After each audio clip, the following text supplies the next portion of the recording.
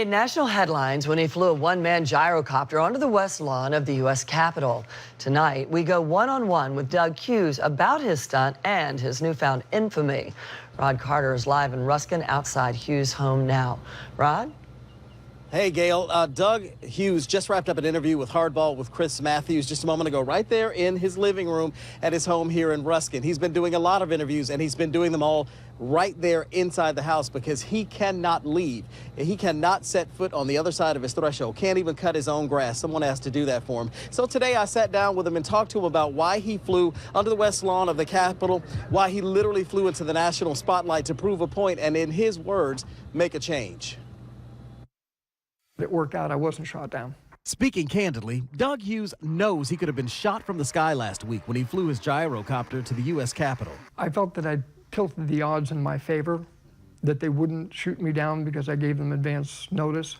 Advance notice of the flight that day, an email 10 minutes prior. But the planning was a long time in the making, and by his own admission, a lot of money. I raided my postal retirement to get the money to do this, and that wasn't enough, okay? One of the reasons it took me as long as it did is that I had to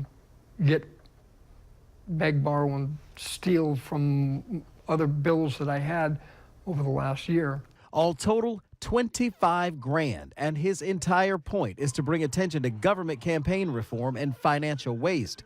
But at the end of the day, is the national spotlight just that, a light on him and not his rallying cry? Is it too much attention on you and not enough attention on the issue? Well, now you just gave my answer. Okay. That's exactly it, okay? It's not about Doug Hughes. I'm not promoting myself, okay? If they offered me the choice between, okay, Doug, here's $1 million, you're gonna be famous, and this whole thing will continue, or Doug will actually solve the issue of corruption in Congress, here's $10, go back to your job of delivering mail and become an obscure mailman, I grab the $10 and go back to delivering mail in a heartbeat.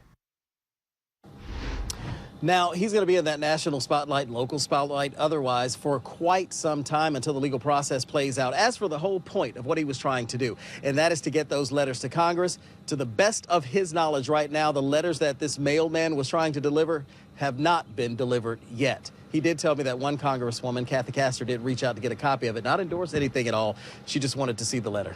Gail? And clearly this situation has to be reflected in his employment status right now.